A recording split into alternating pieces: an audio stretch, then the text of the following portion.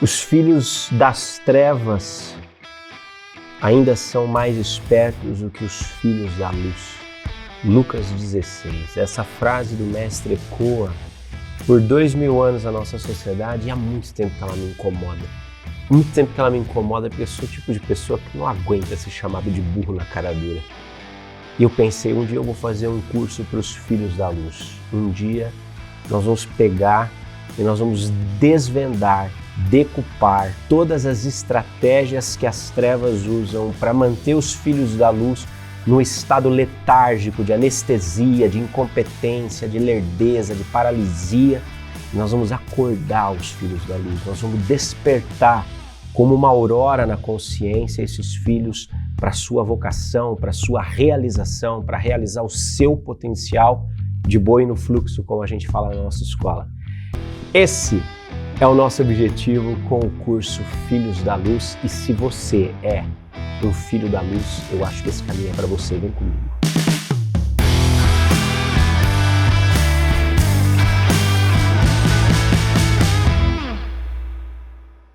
A série Filhos da Luz será uma série de estudos com 8 aulas ao todo, com reflexões e também exercícios práticos que vão ajudar você a organizar a sua cachola e a sua vida. Essa é a primeira de 8 aulas que você vai ter nessa série de estudos. Só que a primeira aula é uma aula degustação, uma aula magna, completinha aqui no YouTube para você.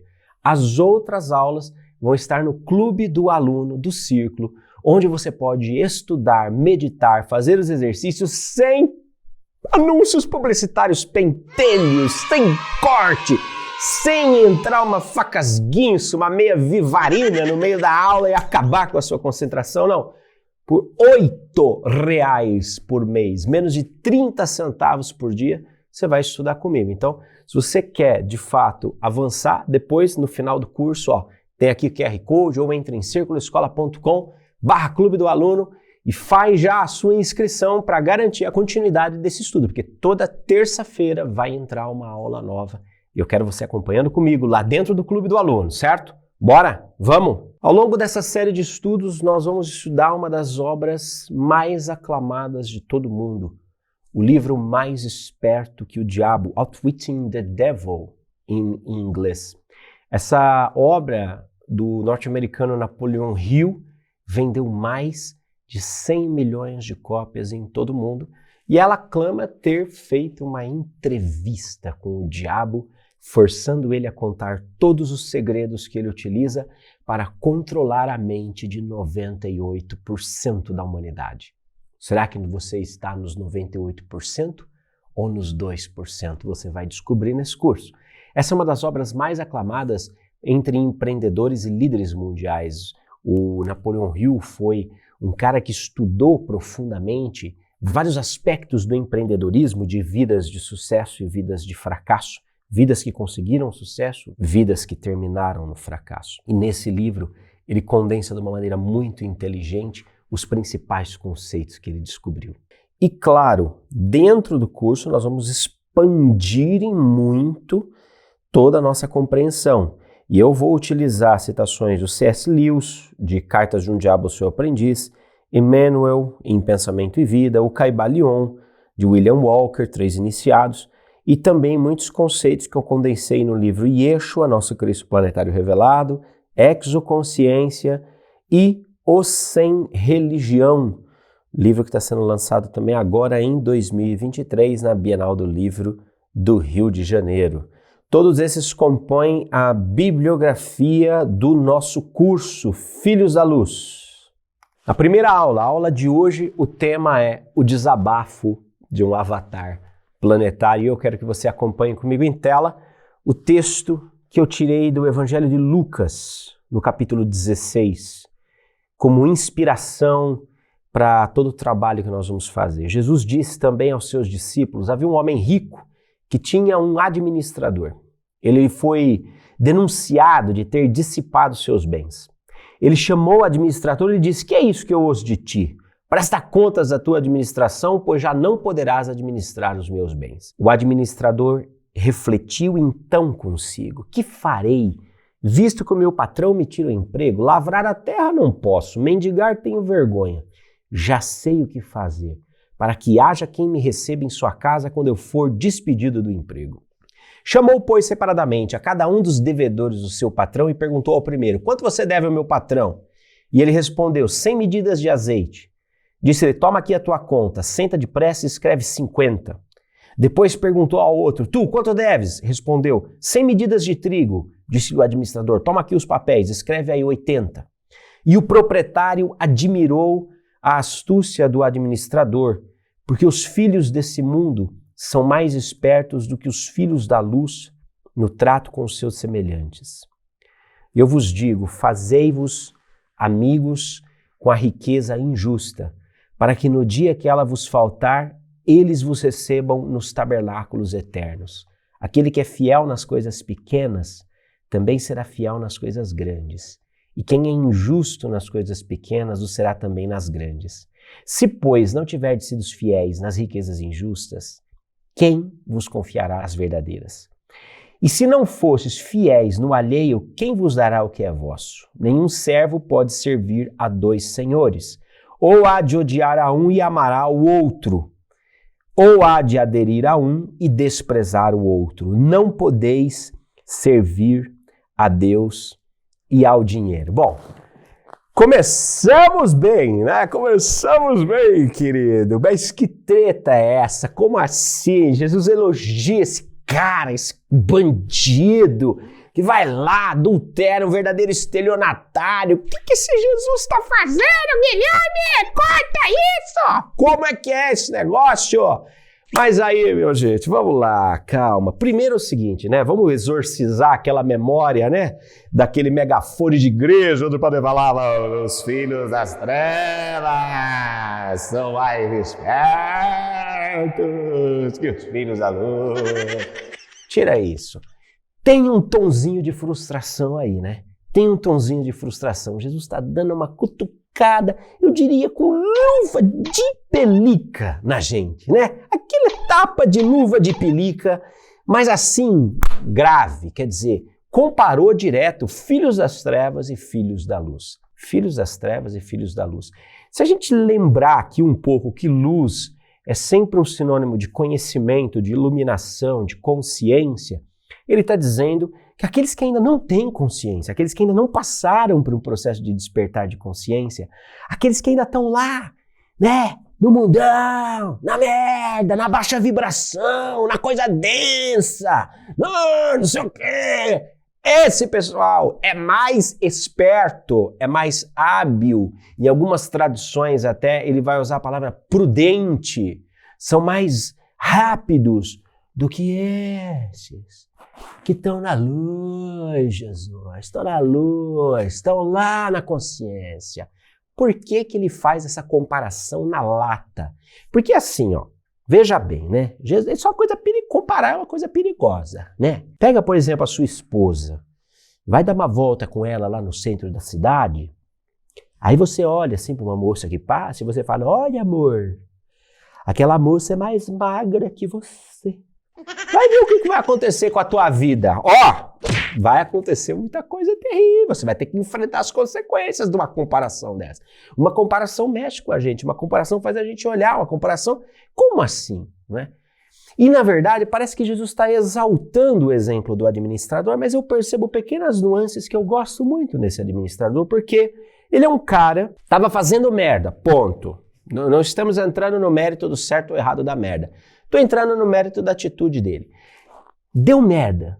Quando deu merda, o que ele fez? Diante da adversidade, ele toma uma decisão que parte do autoconhecimento. E a partir dali, ele decide fazer o que ele faz de melhor. Mas veja, deu merda, ele é pego com a boca na botija. Qual é a reação dele? Então pensou consigo. O que eu vou fazer? Eu não consigo trabalhar na terra. Bem coisinha fofa da avó ele, né? Trabalhar a terra eu não posso. Bem coisinha fofa da avó ele, né? Não quer pôr a mãozinha dele na terra, né? Para trabalhar. Também não pode fazer outro serviço. Não vai poder vender. Quer dizer, mas ao cair em si, ele olhou quais eram as habilidades dele. Ele sondou o que é que ele sabia fazer de melhor. O que é que ele sabia fazer de melhor? negociar, conversar, se contatar, falar, fazer networking. E o que é que ele fez? Tomou uma atitude em cima daquilo que ele sondou de talento dentro dele e agiu. Esse é o movimento que Jesus está elogiando. Não é a desonestidade dele, mas a rapidez com que ele olha para dentro de si, cai em si, avalia as suas fraquezas e as suas forças e toma uma decisão baseada na sua força, naquilo que ele faz de melhor. E ele vai e negocia, ele é ágil. A gente já é um pouco diferente, né? Então, mas é uma coisa curiosa isso, porque a gente fica preso do outro lado e a gente escapa essa atitude. E aí entra um segundo texto, que é fantástico também, onde Jesus começa a falar o seguinte: fazei amigo com as riquezas injustas. Aí ele começa a dar nó na tua cabeça, né? Você fala, como assim? É para fazer amigo com riqueza injusta, Jesus? Então eu posso passar a mão ali, fazer um desvio que vai dar tudo certo? Não confunda melancolia profunda com melancia na bunda, meu bem. Volta aqui que a gente já vai entender isso. Primeiro, a gente tem que entender que a gente sempre interpretou essas passagens com a nossa crença limitante do dinheiro. Ai, porque não pode servir o dinheiro. Mas o dinheiro também não pode me servir, né? A gente travou. A gente não consegue olhar para o dinheiro. Gente, o que é o dinheiro? Dinheiro é uma energia. Dinheiro é um tempo de vida que virou um pedaço de papel, que virou um símbolo na tua mão. Pensa numa diarista, ela passa o dia inteiro trabalhando, no final pega lá duzentão. Então um dia da vida dela virou duzentão, percebe? Se o moleque pega e sai, vai, compra uma caixa de brinquedo chinês lá e gasta os duzentão, foi um dia de vida dela que desapareceu para materializar aquele Lego. Você percebe? Então, o tempo de vida do trabalho vira dinheiro, dinheiro vira o objeto que você quer materializar. Ou seja, o tempo de vida materializa coisas através do trabalho e através do dinheiro. Agora, não confunda. Deus é o princípio e o fim de todas as coisas. O dinheiro é meio. Deus é o começo e o final. Deus é onde tudo começa e onde tudo termina. Mas nesse movimento de vida surge um meio chamado dinheiro, um meio para trocas, um meio para você, por exemplo, continuar assistindo essas aulas aqui, tem que pagar lá o clube do aluno. Por que você dá lá R$8 da tua vida para o círculo? Porque junta R$8 da vida de um monte de gente e essa energia de vida vem para que a nossa energia de vida materialize esse curso, estude, coloque LED, lâmpada bonita, uma lente bonita para você ver, a camisa emprestada do shopping, uma poltrona chique. É isso. Troca. É justo, é bom. Percebe? O dinheiro é o meio. Qual é a treta? A treta é que toda vez que você coloca o dinheiro como fim, vai ser sempre uma cagada. Porque aí sim você está tirando o lugar de Deus, que é o fim de todas as coisas, o início de todas as coisas, e colocando o dinheiro no lugar errado. Toda vez que você coloca o dinheiro como fim, você está fazendo uma cagada. Mesmo se você estiver numa empresa. Porque o Círculo, por exemplo, nós entendemos que nós somos uma empresa privada de expressão espiritual, onde nós temos meios lucrativos para fins transformadores. O nosso fim é a transformação. A nossa finalidade é a transformação. O nosso objetivo é a transformação, não é o meio. Percebe? Não é o meio. É o fim, é a transformação. É fazer com que a nossa consciência se identifique mais com a consciência do todo, para que a gente viva em harmonia, viva melhor. Eu não troco o fim pelo meio. Eu não troco o meio pelo fim. Por isso, toda vez que eu coloco o dinheiro como fim, é sempre uma cagada. Mas viver sem dinheiro é estupidez. Você percebe? Ele não é o fim de todas as coisas. Mas se você ficar duro, se você ficar dura, se você ficar sem grana, você vai ficar lascado. Isso é estupidez. Por isso que Jesus vai dizer o quê? Façam amigos com a riqueza injusta, para que quando chegar a hora vocês sejam recebidos. Sejam fiéis no pouco, porque depois vocês vão ser fiéis muito, vocês vão ganhar muito. Se você não é fiel naquilo que é passageiro, como é que vai ser quando você receber aquilo que é teu? O que ele está falando? Primeiro, a gente tem que lembrar que o termo justo Justo não é calça de gordinho, que nem a minha, que tá aqui, ó, justa. Ó, que beleza. Justo, não é isso. Justo, dentro do contexto do evangelho, é perfeito.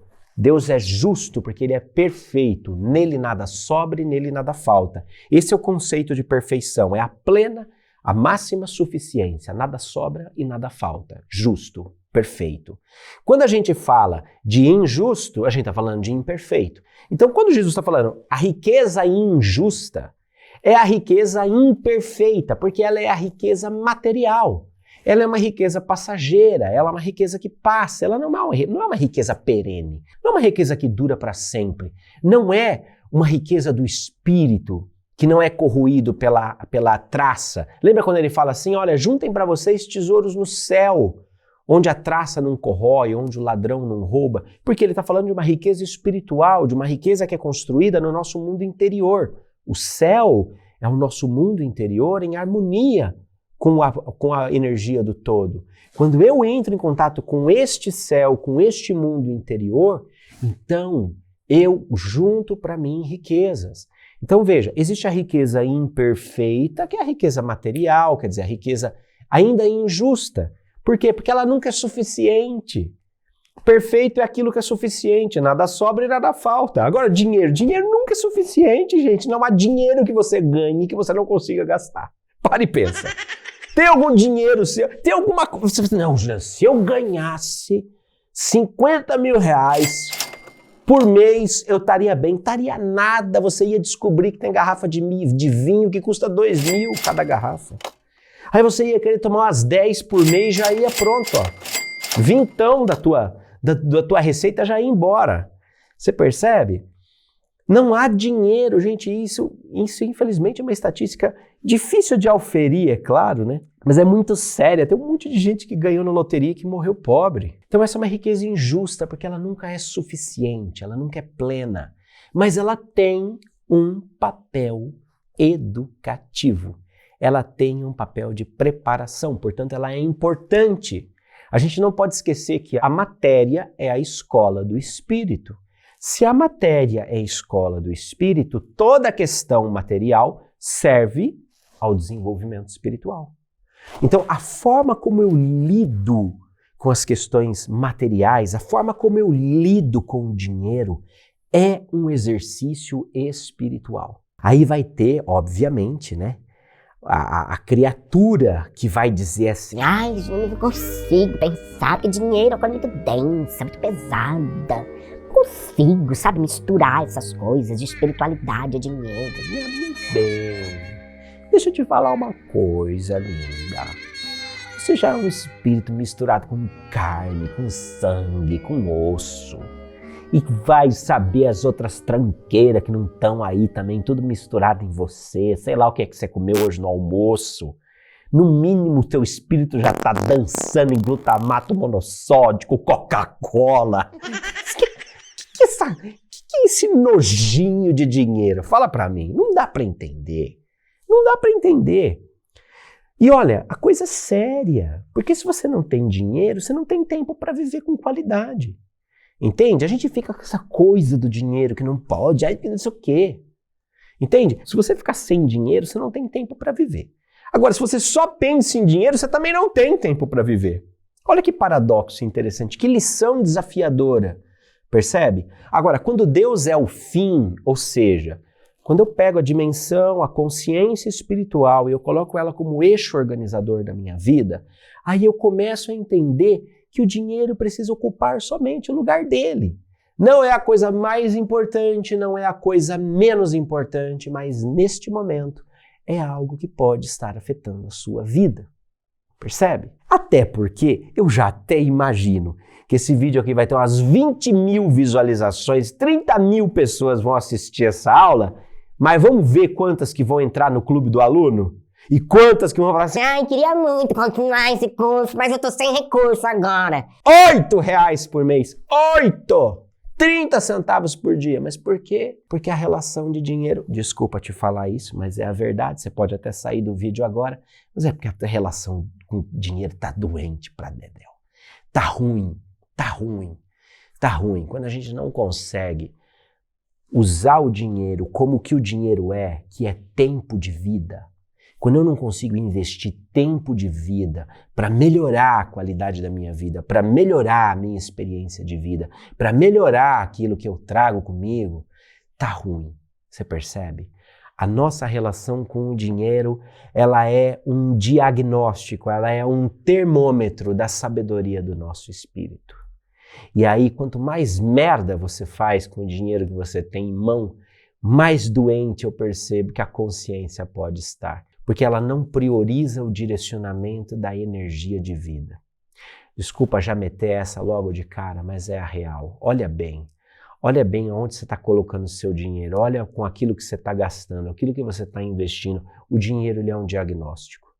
O dinheiro é um diagnóstico. Se o seu dinheiro não estiver sendo investido para que você tenha uma vida mais qualificada, uma consciência mais aberta, mais expandida, mais domínio, mais manejo, mais liberdade, tem alguma coisa errada. Tem alguma coisa errada. Se a questão financeira na sua vida é sinônimo de escravidão, tem alguma coisa errada. A gente precisa rever prioridades. E nós vamos fazer isso nesse curso. Além de várias outras coisas. Eu não vou só falar de dinheiro aqui, não. É que essas passagens do Evangelho, curiosamente, Lucas bateu ali. E Lucas era um cara que tinha uma visão de sociedade, que a sociedade poderia ser curada pela mensagem de Jesus, pela mensagem do Evangelho. A sociedade, o tecido social.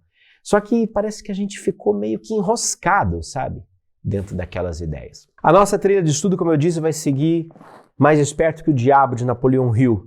Ele mesmo se apresenta como o homem que quebrou o código do diabo e o forçou a confessar. E é muito curioso que Napoleão Hill ele teve a oportunidade de analisar ao longo da vida dele mais de 25 mil homens e mulheres que fracassaram, que eram rotulados como derrotados, e também 500 pessoas que eram classificadas como bem-sucedidas. Imagina o tamanho do repertório que esse cara juntou ao entrar em contato com essas 25.500 pessoas. E o curioso, deixa eu até fazer uma conta aqui, que eu não fiz essa conta antes, mas eu vou fazer com você aqui na aula.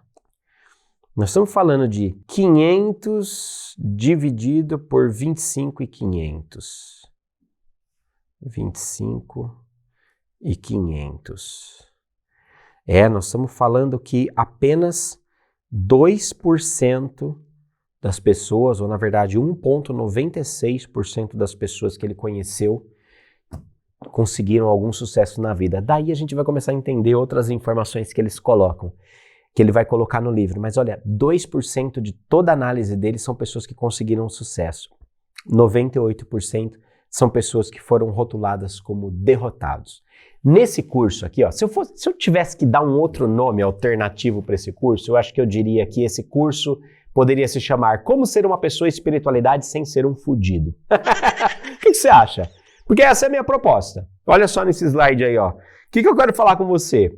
Como conciliar espiritualidade e realização pessoal? Por que a gente deve sair da brisa e agir no foco?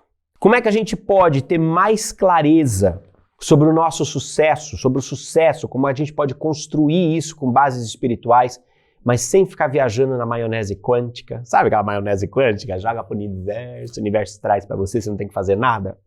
Não sei. Como ter foco e parar de desperdiçar energia com coisa estúpida, né? Como conciliar confiança e competência na realização dos seus objetivos? Como superar a ansiedade que já te fez fazer tanta merda na vida, né? Como criar planos claros de ação? Como criar um networking poderoso para alcançar os seus objetivos e muito mais. Isso é o que nós vamos abordar ao longo desse curso, ao longo das 8 aulas. Curte? Interessa? Então vem comigo. Logo de cara, o Napoleão Hill destaca que esse livro ele é um curso generoso em psicologia, deixando claros os princípios de como funciona a mente humana. Quando você terminar essa história do diabo, você saberá muito mais sobre Deus. E é interessante que do contraste nasce a consciência, não é? Ele usa uma estratégia muito simpática, na minha opinião. Ele pega todo o conhecimento que ele compilou sobre empreendedorismo, projeto de vida, atitudes, pessoas de sucesso, e ele coloca esse conhecimento de forma invertida na boca do diabo, para que, entendendo tudo aquilo que fez as 25 mil pessoas fracassarem, a gente tenha clareza sobre o que fez aquelas 500 darem certo. E é interessante porque o repertório de conhecimento de fracasso dele, até na experiência pessoal dele, é muito maior do que o repertório de experiência de sucesso.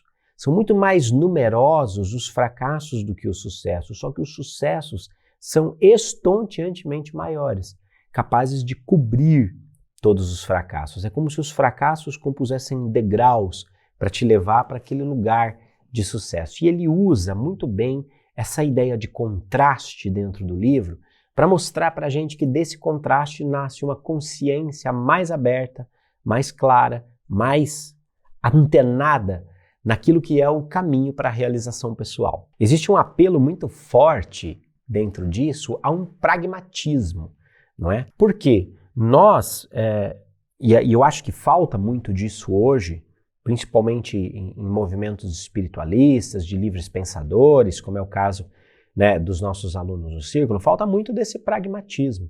Ele coloca muito essa crítica, mas não é só, né, no movimento em si, no movimento espiritualista ou no movimento filosófico. É muito mais. Na própria sociedade existe uma falta de pragmatismo, existe uma falta, é como se a gente estivesse preso a um sistema que não incentivasse a realização pessoal, a realização dos projetos e dos sonhos de cada pessoa. Ele vai citar, por exemplo, logo de cara, que as escolas e as faculdades ensinam praticamente tudo, exceto os princípios de realização pessoal. Eles exigem que os jovens, homens e mulheres, passem de 4 a 8 anos adquirindo conhecimentos abstratos, mas não os ensinam o que fazer com esse conhecimento depois de tê-lo. Isso é a pura realidade. Eu conheço um monte de psicólogo que passa pela faculdade de psicologia, aprende a ser psicólogo, mas não aprende a ser empreendedor. A hora que o cara monta uma clínica, ele se estrepa todo de dívida, ele não consegue pagar as contas, ele não tem noção do que é um fluxo de caixa. O cara sai formado em engenharia, só que a hora que ele monta uma empresa de engenharia, ele tem que lidar com coisas muito mais complexas do que engenharia, como a contabilidade, por exemplo. Ou então o cara monta uma empresa de contabilidade, o cara sai formado de contador, mas ele não sai formado em empresário. Ele não sai formado realizador. A pessoa vai ter um curso de barbeiro, um curso de cabeleireiro, mas ninguém ensina essa pessoa a perseverar. Eu vejo isso lá na barbearia que eu vou. Tem sempre lá o ponto maravilhoso, sempre cheio de clientes, tem sempre cliente esperando, tem 8 poltronas para atender, mas só 3 estão atendendo. Por que as outras estão vazias? Porque a escola de barbearia ensinou o barbeiro a ser barbeiro, ensinou ele a cortar barba, mas não ensinou ele a chegar no horário, não ensinou ele a tratar bem o cliente, não ensinou ele uma técnica de venda, não ensinou ele a ser pontual, não ensinou ele a ser gente. O problema das nossas escolas é que nós continuamos com um modelo industrial onde a gente já bota a criança de um lado e pega um operário de outro, um operário técnico. Mas a gente não pega um ser humano. A escola não está formando seres humanos. Essa é a realidade. E veja, não é uma questão do que os professores ensinam, não é uma questão do amor, do carinho, da dedicação dos professores, porque isso existe muito. Os professores das redes públicas e particulares, eles são profissionais assim, ó, que estão ali dando literalmente o sangue, porque muitos deles estão num estado de estafa emocional, de desestimulação, de desânimo por perceber que já não existe nenhum tipo de respeito, nenhum tipo de valorização da profissão deles. Eles estão fazendo o melhor deles. Mas acontece que o problema não está naquilo que eles ensinam, mas está naquilo que o sistema faz com que eles deixem de ensinar. Então a gente exclui-se do currículo escolar o autoconhecimento, exclui-se do currículo escolar a inteligência emocional, exclui-se do currículo escolar a filosofia da realização, a espiritualidade orgânica, livre, natural, não religião, espiritualidade natural. Essas coisas vão ficando de fora, percebe? E aí eu vejo muitos profissionais em crise porque simplesmente descobrem quando chegam no mercado que boa parte das coisas que eles aprenderam na faculdade não garante que eles tenham uma vida. E nós ouvimos, principalmente a minha geração, aí, a galera de década de 80, aí, a gente ouvia os pais, a gente falando assim, não, menino, você tem que crescer, fazer uma faculdade para ser alguém na vida, fazer uma faculdade para não passar o aperto que a gente passa. De fato, a gente fez faculdade para não passar o aperto que eles passam, mas a gente passou o aperto do mesmo jeito, porque a gente precisou se virar nos 30. A gente tinha, obviamente, mais elementos, mas você percebe quanta coisa se aprendeu depois? Olha, eu aprendi quebrando 3 vezes a minha empresa, muito mais do que eu aprendi em 6 anos de ensino superior, entre faculdade e pós-graduação. Muito mais. Eu aprendi coisas que não foram ensinadas. Por exemplo, nunca na minha faculdade me ensinaram a negociar dívida. Nunca na minha faculdade me ensinaram a negociar, a priorizar pagamento, a fazer gestão de crise. Você entende? Uma coisa é planejar uma campanha para Coca-Cola, gente. Eu sou marqueteiro, então o pessoal fala, olha que legal essa campanha que fizeram para Coca-Cola. Você fala, meu amor, caixa da Coca-Cola é um caixa irreal. Caixa da minha empresa já estava quebrado depois de 6 meses. Um monte de cheque voador. Lembra dos cheques voador? Aquele cheque sem fundo. Ninguém ensinou a fazer isso. Ninguém ensinou a negociar. Ninguém ensinou a fazer nada disso. Então a vida vem e ensina. Falta um pragmatismo. Falta isso. Não é? O Napoleão Hill ele vai trabalhar muito a ideia da filosofia da realização. O mundo está precisando de uma filosofia de realização prática e inteligível, organizada a partir de conhecimento resultante da experiência de homens e mulheres da grande universidade da vida.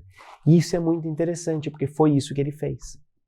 Imagina, pega o Posati, que se lascou 3 vezes. Eu quebrei minha empresa, foram 3 vezes, mas foi 2 vezes e meia, né? Uma vez eu quebrei feio, as outras 2 vezes eu consegui escorregar e escapar, né? Eu dei o pulo antes, fechei antes, né? Mas precisei dar passos para trás, foi aperto. Agora, pega a minha experiência, pega que os últimos 20 anos de empreendedorismo me ensinaram e multiplica por 25 mil pessoas. É isso que o Napoleão Hill compilou. A experiência da grande escola da vida. Ter fracasso amplia o nosso repertório de saber o que não fazer. E isso é uma coisa curiosa que nós vamos ver nesse curso, porque a maioria das pessoas estagna no fracasso, para no fracasso, para quando as coisas não dão certo, para quando o plano inicial não deu certo. A gente já, ai, mas não deu certo, ai, mas isso, ai, mas fiquei confusa, ai, mas não sei o quê. Imagina. Ai, Juliana, pra você é fácil, né? Você tá aí com essa empresa sua aí, toda espiritualizada, que os espíritos te ajudam. Os espíritos me ajudam a fazer meu negócio. Olha, minha filha, deixa eu falar uma coisa para você. Em 20 anos de empreendedorismo, eu nunca tinha levado um processo jurídico na minha vida. Depois que a minha empresa virou a escola espiritualizada, eu já levei 2. 2 processos de gente espiritualizada, linda, fofa do coração. Depois, percebe? Depois, você acha que a gente não tem que fazer corte de custo, a gente não tem que fazer remanejamento de despesa, a gente planeja um curso, acha que vai ter um faturamento, não chega nem a 20% do faturamento. Você acha que a gente não tem isso? A gente tem um monte. Só que cada tentativa que a gente não consegue ensina pra gente um monte de coisa. O fracasso temporário, ele amplia o nosso repertório de saber o que não fazer e o que fazer. Isso vai ampliando o nosso discernimento, vai ampliando a nossa inteligência. Tão inconsistente como parece ser, olha o diabo falando, você aprenderá muito mais como ser bem-sucedido a partir dos fracassos do que com o tão chamado sucesso. Eles lhe ensinarão o que não fazer. Lembra do Thomas Edison? Pus até uma imagenzinha dele aí do lado. Ó. Eu não falhei. Eu apenas descobri 10 mil maneiras que não funcionam.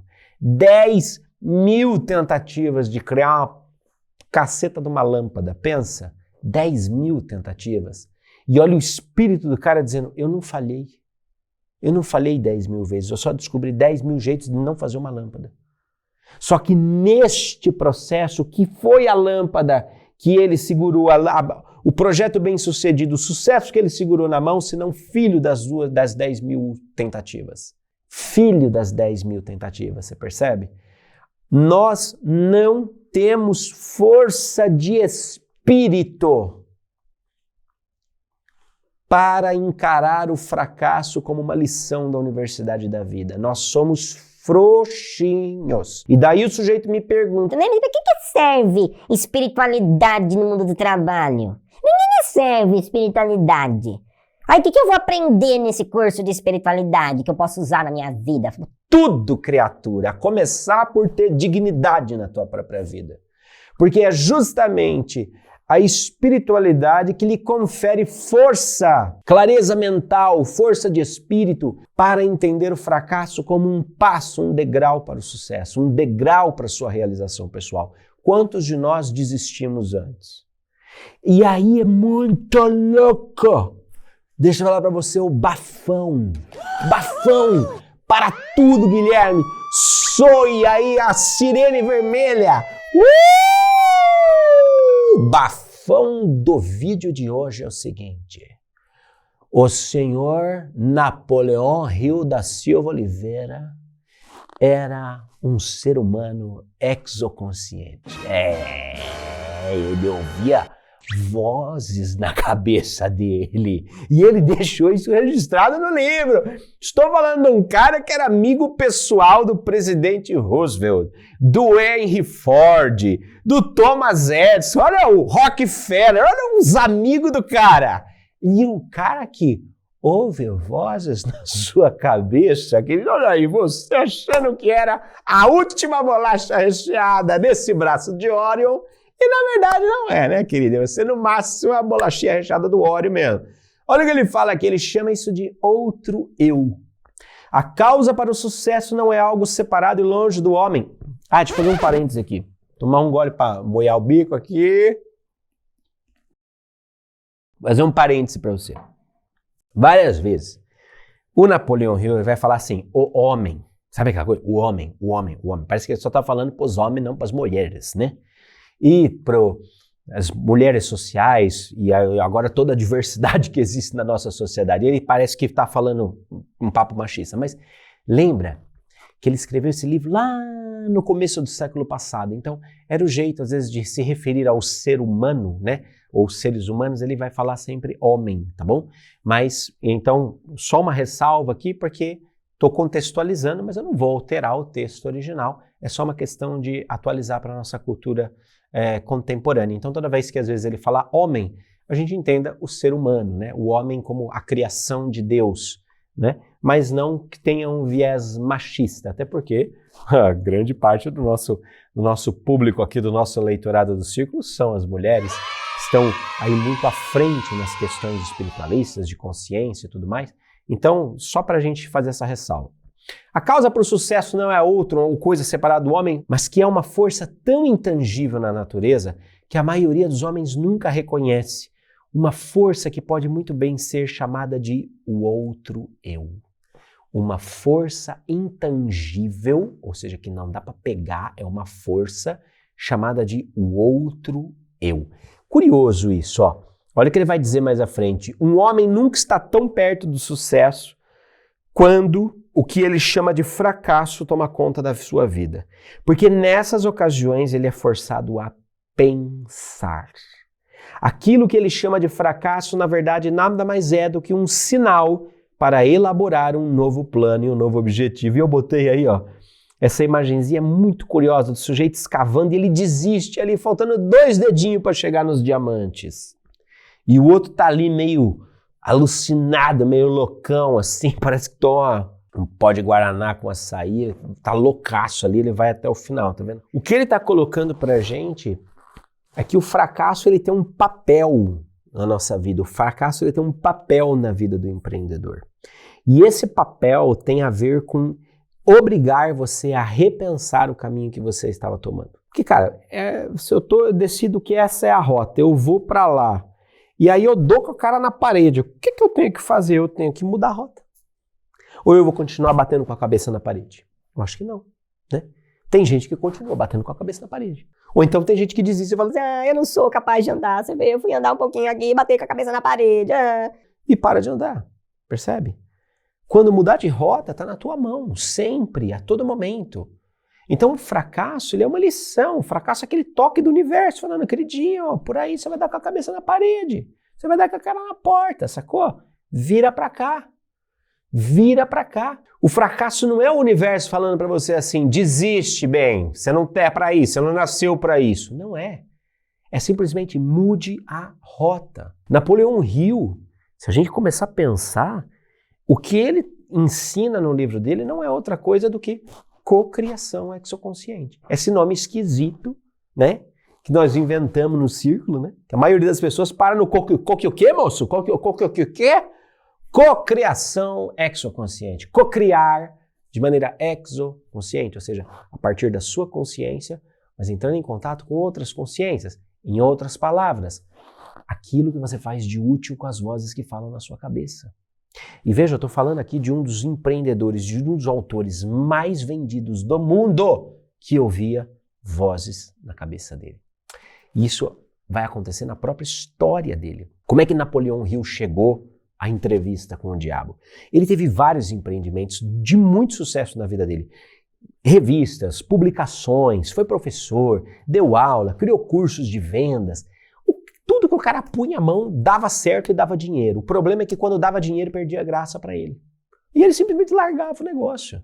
Parecia que quanto mais sucesso ou quanto mais dinheiro ele alcançava, menos feliz ele ficava. E eu sei que tem muita gente que está nesse lugar aí, né? Você aí, o da poltrona, como dizia o Renato Aragão. Você aí da poltrona. Muita gente já percebeu isso, que a grana, o sucesso, nem sempre está totalmente ligado à felicidade. Não está. Às vezes o cara vai e faz um monte de coisa e pensa, mas era só isso, será? E vaza. E o Napoleão Hill fez isso várias vezes, só que teve uma vez que ele se lascou mesmo. Ele se colocou numa situação terrível, porque ele queria publicar uns livros, queria publicar essa pesquisa. Aí, foi atrás de um cara, de repente esse cara é morto pela máfia. E aí a máfia acha que ele, porque tinha tido contato com o cara, também era parte de um esquema e começam a perseguir o cara. O cara tem que ficar escondido, sem grana, fudido, com medo, andava com pistola no bolso. Pra você ter uma ideia. E é nesse momento, você vê, que o cara tá no fundo do poço, na lama, com mulher, filho para criar, morando no porão, na casa de um amigo escondido na montanha. É nesse momento que acontece isso aqui, ó. Uma tarde, tomei uma decisão que me ajudou a sair daquela situação. Eu tinha um sentimento de que o que eu realmente desejava era sair para os espaços abertos do país, onde eu poderia respirar o ar fresco e principalmente pensar. Eu comecei a caminhar e já havia percorrido mais ou menos uns 7 ou 8 milhas, quando eu, de repente, me vi parado. Por muitos minutos, fiquei ali como se tivesse com os pés colados. Tudo na minha volta tornou-se escuro. Eu podia ouvir o som estridente de alguma forma de energia que estava vibrando em uma frequência muito alta.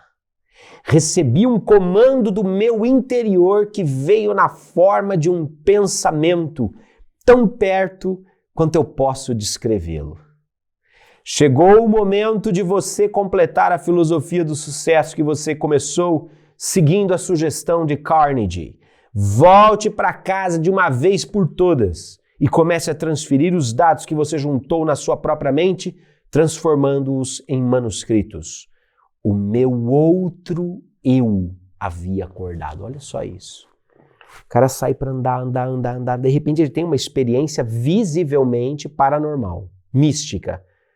Ele para e ele fala assim que ele não consegue se mover e é como se tudo à sua volta se tornasse escuro. Se você já teve essa experiência, eu já tive essa experiência tomando banho. Foi a primeira vez que eu ouvi nitidamente como um pensamento a voz do General Shua na minha mente.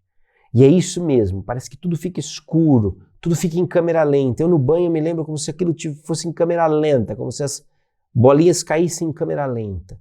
Nada mais ao seu redor te ocupa, nada mais te distrai. É como se houvesse uma total suspensão dos seus sentidos ordinários para que um novo sentido emergisse e você conseguisse alcançar uma frequência de conhecimento, uma frequência vibratória, uma força, uma informação que está para muito além de você e ao mesmo tempo está dentro de você. Porque é uma voz na forma de pensamento. Um pensamento tão claro, tão direto, tão disruptivo que você tem absoluta certeza de que você não pensou aquilo. Apesar do pensamento estar sendo pensado dentro da sua cabeça, você tem absoluta certeza de que não foi você que pensou aquilo. E ele tem esta experiência que o direciona. E aí diz, olha, sua missão nesta vida é completar a primeira filosofia de sucesso e realização pessoal. Você tem tentado em vão escapar da sua tarefa e cada esforço trazendo fracasso para você. Você está procurando pela felicidade. E ele aqui, ó, para, meu filho, deixa de ser louco. Tua missão é essa, vai fundo, foca. Foca que nada vai te deter. Veja só que coisa curiosa. Vem um comando desse, né? Numa experiência mística dessa, que suspende totalmente os sentidos físicos dele. Vem essa voz, fala com ele, dá um comando, direciona, esclarece para ele que a missão de vida dele é falar sobre construir uma filosofia de realização pessoal. Imediatamente ele pensa, a ideia de que um homem que estava em plena depressão e praticamente falido pudesse escrever uma filosofia de sucesso pessoal me parecia tão fantasiosa que ri vigorosamente e acabei dando gargalhadas. Eis o nosso senso crítico, mas de alguma forma superado aqui com as gargalhadas. É impressionante, toda vez que a gente consegue esbarrar nesse outro eu, nessa voz interior, nessa dimensão espiritual que guia, que direciona, que traz clareza, que aponta caminhos, e nós conseguimos sintonizar a frequência e trazer clareza com esses caminhos para dentro da nossa mente, e imediatamente nós começamos a nos criticar e a duvidar de nós mesmos, imediatamente. E às vezes as críticas são tão duras que a única forma de nós contornarmos essas críticas é rindo vigorosamente, mas tomando atitudes. Ele ouviu claramente que esse outro eu iria ajudá-lo a transformar os seus planos em realidades. E aí eu abro aqui uma questão que é muito séria, né? Nós temos hoje já compreensão do que são hard skills, não é? Habilidades técnicas, habilidades hard, não é? Rígidas ali, objetivas. Eu sei operar uma câmera, eu sei operar um software, eu sei mexer no computador, eu sei fazer prospecção de cliente, eu sei atender um paciente. Hard skills. Hard skills, a parte técnica, a parte lógica, a parte racional. Daí depois o World Economic Forum de 2020, 2021, o que é que começou a acontecer? Começa a surgir a demanda por soft skills, pela inteligência, além da inteligência racional, inteligência emocional. Mas nós estamos falando aqui que o cara que estudou 25 mil histórias de pessoas que fracassaram e 500 histórias de pessoas de sucesso só saiu da merda, da depressão e da falência quando ele deu ouvidos a uma voz interior. Isso já não é inteligência racional, muito menos inteligência emocional. Nós estamos falando de algo além, porque ele estava deprimido. Racionalmente ele estava falido, emocionalmente ele estava deprimido. Mas isso é algo além. Isso é uma força que em nós poderia ser pensada como superior skill. Não é mais hard skill nem soft skills, é superior skill. Não é mais inteligência racional nem inteligência emocional, é inteligência espiritual ou inteligência intuitiva. E qual é a diferença ou qual é a grande força disso? É porque essa inteligência espiritual e intuitiva, quando desenvolvida, quando você aprende a se relacionar com ela, a trazer ela para o eixo organizador da sua vida, ela passa a sustentar, como num triângulo invertido, a inteligência racional e a inteligência emocional. Não é que ela é a superior que está aqui em cima na ponta da pirâmide. Não, é o contrário. Ela está aqui na base, assim, ó. É um cone. Ela equilibra. A inteligência espiritual é que fornece os elementos, o repertório, a energia necessária para que não te falte inteligência emocional e não te falte inteligência racional. Nós estamos vendo em vários lugares do mercado, em várias empresas, um monte de casos, o quê? Que os profissionais estão espanando. A exigência pela inteligência racional é tremenda, é desumana. Ainda bem que estão criando inteligência artificial para dar conta de uma parte disso, porque nós vamos espanar os seres humanos se a gente continuar exigindo deles no nível que nós estamos exigindo. Mas, na ausência dessa inteligência racional, a inteligência emocional ainda é uma dificuldade ainda maior, ainda mais complicado, ainda mais intrincado, porque está envolvendo toda a história do cara para ele atingir inteligência emocional. E quando essas duas falham, o cara entra em crise. Aí faz afastamento do trabalho. Aí se afasta do trabalho por depressão, aí se afasta do trabalho, não é por ansiedade, aí a coisa pega. Porque está faltando inteligência espiritual, está faltando superior skills, está faltando aí uma dimensão desse ser humano ser integrada no contexto profissional. Nós não somos profissionais 8 horas por dia, todos os dias, e seres humanos de final de semana. Nós somos seres humanos todo o tempo. E seres humanos têm uma dimensão espiritual, né? É interessante porque o Napoleão Hill ele vai começar a mostrar essa polaridade que equilibra o universo, não é? Quando ele vai falar que há uma solução para cada problema legítimo. Não importa quão difícil o problema pareça ser. Para cada experiência de derrota temporária, para cada fracasso e cada forma de adversidade, existe a semente de um benefício equivalente. E o porquê que isso é tão importante? Veja, quando ele fala que para cada fracasso, para cada derrota, existe a semente de um benefício, de um sucesso equivalente, ele está mostrando para a gente o princípio de polaridade, o princípio hermético, filosofia hermética. Nós vimos no curso Escola de Mistérios. Se você é estudante do curso de iniciação à exoconsciência, você estudou isso com profundidade comigo. Polaridade, nós estamos no universo dual, de quente, frio, branco, preto, dia e noite, não é? Macho, fêmea, nós estamos no universo dual. A experiência dessa polaridade aqui ela é importante para criar consciência. Agora, quando ele fala que para cada fracasso existe a semente de um sucesso equivalente, ele está nos movendo da paralisia do fracasso para a atitude da pergunta. Ok, fracassei, mas todo fracasso tem a semente de um sucesso equivalente. Então, eu paro de lamentar o meu fracasso e começo a buscar no meu fracasso a semente do benefício equivalente. Eu olho com outros olhos, eu saio do papel de vítima e parto para o papel da atitude. Ai, não deu certo. Ai, porque eu quebrei. Ai, porque eu fui mandado embora. Ai, porque minha vida é isso. Ai, porque ele me deu um pé na bunda. Foda-se. Existe uma semente de sucesso equivalente. Ou seja, não importa o quão ruim esteja a sua vida. Presta bem atenção nisso que eu vou te falar. Não importa o quão ruim esteja a sua vida. Comece a procurar a semente do sucesso, do benefício, da alegria equivalente. Porque você vai encontrar. Tem aí um lugar no meio desse pandemônio que tem uma baita oportunidade para você viver o completo oposto do que você está vivendo agora. Isso é o princípio de polaridade na prática.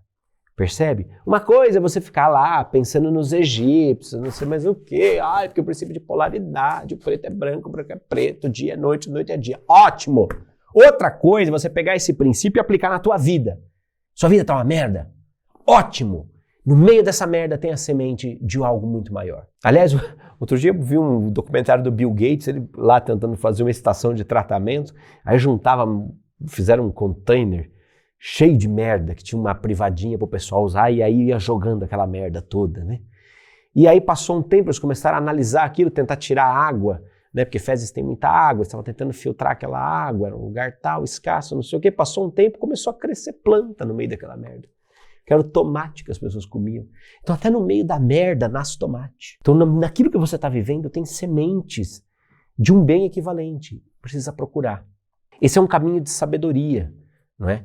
Isso parecia justificar a conclusão de que a inteligência infinita tem um plano ou uma lei pela qual ela faz com que os homens se deparem com muitos obstáculos antes de dar-lhes o privilégio da liderança ou a oportunidade de realizar um serviço útil de forma notável. É muito animal isso aqui. Isso é muito louco, não é? Porque, no fundo, o nosso caráter vai sendo construído na medida em que nós aprendemos a contornar as situações de adversidade. Eu trabalhei por alguns anos com empresas que faziam a gestão de relacionamento com investidores e que lidavam diretamente com investidores de Wall Street, que talvez seja um dos mercados mais agressivos do mundo em termos de investimentos. E um dos parâmetros que eles tinham, os investidores, era que eles não investiam em pessoas que não tinham quebrado pelo menos umas 3 vezes. Eu falei, nossa, que legal, já estou qualificado, né, para receber um investimento. Mas por quê? Porque era importante para eles perceber que esses possíveis, não é, parceiros de negócios teriam a habilidade de contornar adversidades caso elas viessem. Porque se há uma certeza na vida, é que a adversidade virá, a dificuldade virá, a treta vai rolar, ponto.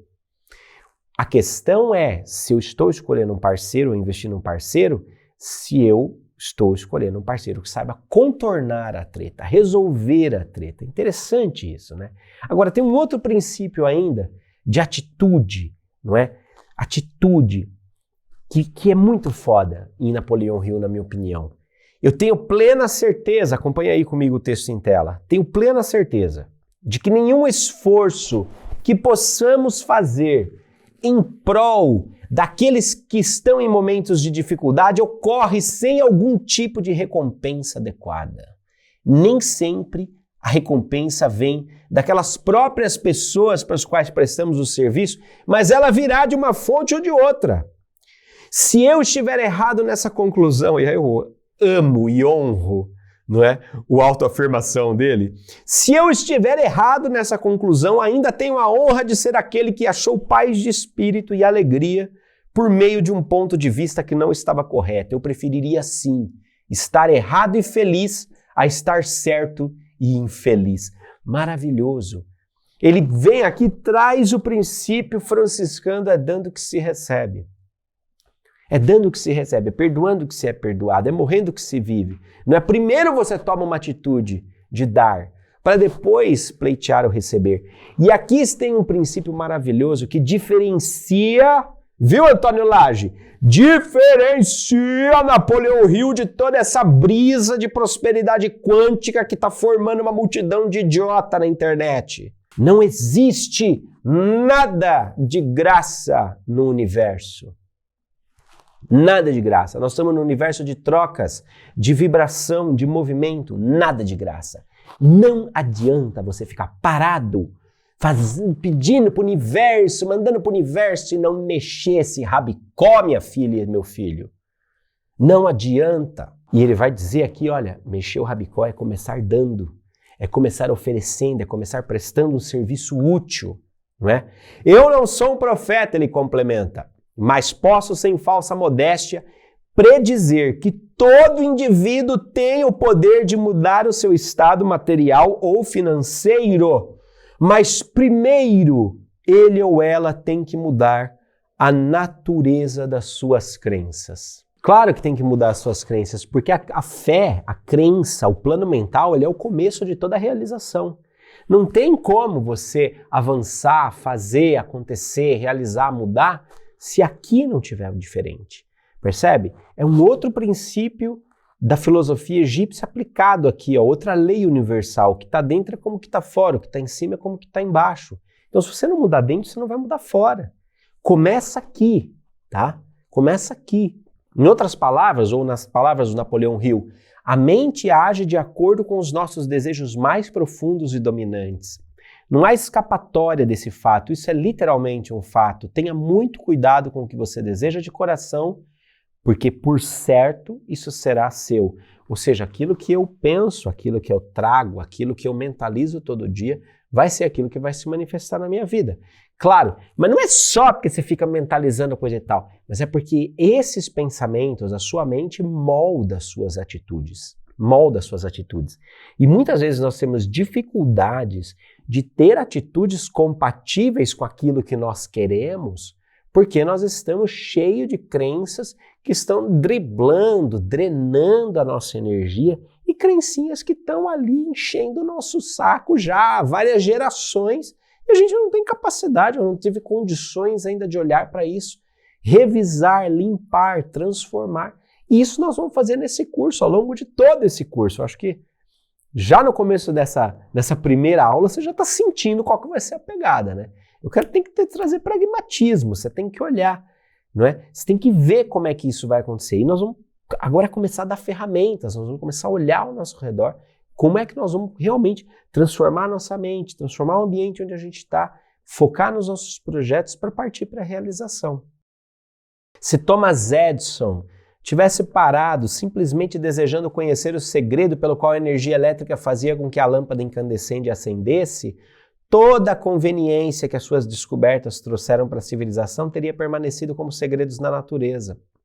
Ele encontrou-se com o fracasso temporário por mais de 10.000 vezes, antes de finalmente conseguir arrancar esse segredo da natureza.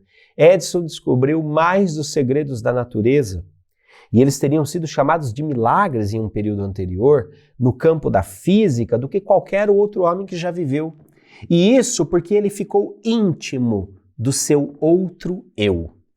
Eu ouvi isso da boca do próprio Edison, mas mesmo que eu não tivesse ouvido, as suas realizações por si mesmas revelaram este segredo. Gente, aí o negócio começa a ficar bom, né? Quer dizer, Thomas Edison só encontrou a força para superar 10.000 fracassos temporários porque aprendeu a dar ouvidos a uma voz interior. Você percebeu, fofinha, fofinho, a importância da inteligência espiritual na sua vida? Você percebeu a importância de se tornar alguém exoconsciente, alguém que consegue produzir algo de útil com as vozes que falam dentro da sua cabeça? Thomas Edison, meu bem, que inventou essa coisinha luminosa sobre a sua sala de estar, que agora ilumina o seu apartamento, era alguém que também ouvia essa voz interior, que dava ouvidos a essa voz interior. Então, toda vez que aparecer um gestor perguntando para você, mas por que nós temos que implantar um plano de espiritualidade aqui dentro da empresa? Por que nós temos que ensinar os nossos executivos, os nossos profissionais a darem ouvido à voz interior? Você pode citar agora o caso de Thomas Edison. Legal, né? Bom, né? Por quê? Lembra, toda diversidade traz consigo a semente de uma vantagem equivalente. O que define uma pessoa não é a quantidade de vezes que ela cai, mas a sua capacidade de se colocar em pé novamente. E aí é muito louco, porque esse é só o começo do livro, isso é só o começo da história. Agora que ela fica boa, porque aí começa a entrevista com o diabo. E muita gente, claro, vai se perguntar se o Napoleão Hill de fato encontrou com o diabo cara a cara. Será que ele encontrou? Será que no plano espiritual ele desdobrou e falou ali com o Carcará, com o Carcamansa, com poucas trancas ali? Será que ele falou com o próprio Beelzebu, o diabo, Satanás, Lúcifer? Será? Ou será que ele compilou mais de 50 anos de pesquisa e colocou na voz do diabo, usou de um recurso literário? O que será que aconteceu? Será que foi uma experiência espiritual? Foi uma experiência mental? Foi uma sagacidade dele? Essa resposta eu vou te dar na próxima aula. Não vai ser hoje, não. Na próxima aula eu começo respondendo para você. Entrevistou o diabo ou não entrevistou? Ó, pensa aqui comigo. Nessa aula a gente viu a grande treta do Avatar, a grande frustração de Jesus, pensando que os filhos das trevas são mais espertos que os filhos da luz. A gente entrou no conceito-chave sobre grana e materialidade, ou seja, toda a experiência material é escola para o espiritual. Então a matéria é a escola do espírito, a grana está no meio disso, não é? Não tem nada a ver com escolher Deus ou dinheiro, mas colocar cada coisa no seu lugar. Deus é o eixo, a espiritualidade é o eixo centralizador, organizador. A grana é o meio, a grana é a força de vida que você aplica de acordo com os seus objetivos, não é? E dentro disso a gente percebeu já 3 bases curiosas da obra do Napoleão Hill. Contraste. Napoleão Hill sempre vai trazer a ideia de contraste, de um mundo polar. Então, toda derrota, todo fracasso temporário traz consigo a semente de uma vantagem equivalente. A ideia de sentido, de direção e um sentido que é sentido do lado de dentro, através do outro eu, dessa voz interior, dessa voz que fala com a gente, falou comigo, falou com Napoleão Hill, falou com Thomas Edison, fala com você. E a filosofia da realização, pragmática. Peraí, vamos pensar projeto de vida. Tudo isso levou a gente para a ideia de cocriação, de exoconsciência, a partir de atitudes mentais. Olha aí, você vê em tela o mapa da aula de hoje. Que belezinha, a Bruninha gourmetizou isso aqui, ficou uma coisa linda de Jesus, hein? Agora, saca só o que é que vai vir ainda para você que vai ficar nesse curso comigo, ó. Além de hoje da aula do desabafo do mestre, de toda a base conceitual da obra do Napoleão Hill, na próxima aula a gente vai estudar os 3 grandes pilares que ele aborda em Mais Esperto que o Diabo, que é a alienação, o ritmo hipnótico e o tempo. Aqui ele é genial quando ele aborda essas 3 matérias, porque em alienação a gente vai falar de ferramentas que o diabo utiliza para alienar as pessoas, como o medo e a ignorância. Em ritmo hipnótico nós vamos compreender como é que as leis universais acabam se voltando contra a gente quando a gente está pego ali na alienação. E também a gente vai entender o tempo como um juiz que vai definir a qualidade das nossas atitudes, das nossas escolhas, do nosso caráter.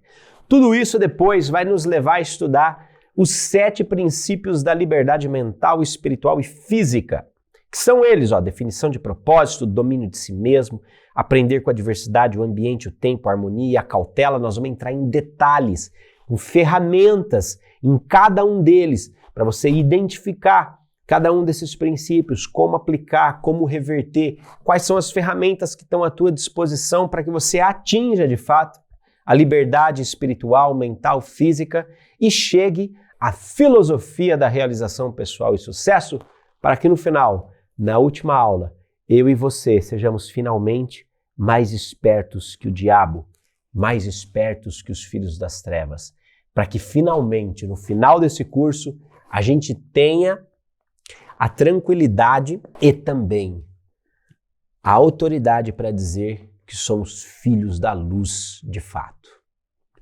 Então acompanha aí comigo, ó. Desabafo de um avatar planetário já foi hoje. Depois a gente vai falar sobre alienação diabólica na aula 2. Aula 3, a lei do ritmo hipnótico e o tempo. Aula 4, poder do propósito definido. Aula 5, domínio de si mesmo. Aula 6, aprender com a diversidade. Aula 7, ambiente, tempo, harmonia e precaução. E aula 8, mais espertos que o diabo. Tudo isso você vai ter a partir de agora, toda terça-feira, entrando aí aula fresquinha, novinha. Essa é uma série original do Círculo, produzida para o Clube do Aluno. O Clube do Aluno é o nosso repertório, é o nosso grande arquivo, nosso grande acervo de aulas, conteúdos e experiências que são transformadoras de consciência. Experiências online que transformam de verdade. E nós conseguimos fazer uma coisa fantástica. O Clube do Aluno começa custando para você R$8 por mês. Claro, você pode escolher 8, 28, 48, 88, se você puder. Mas com R$8 por mês, é o mesmo conteúdo, a mesma qualidade, o mesmo carinho. Todo mundo pode estudar no Círculo, sem publicidade pentelha interrompendo, sem interrupção, sem coisa chata de YouTube, caramba de asa.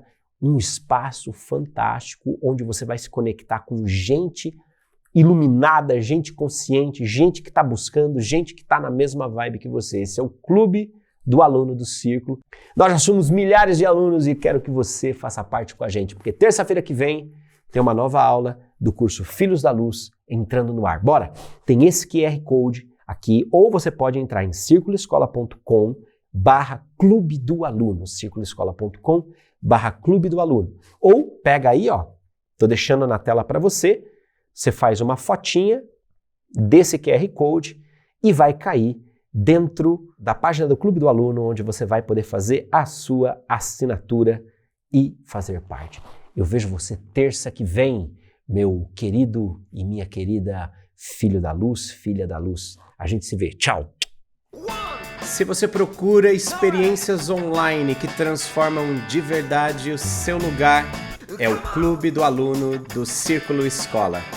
Acesso ilimitado a todos os conteúdos de cursos, aulas e congressos com a qualidade do Círculo Escola e um preço que cabe no seu bolso, para que você consiga viver conhecimento, movimento e transformação quando e onde você estiver. É só clicar aqui embaixo e fazer parte do Clube do Aluno.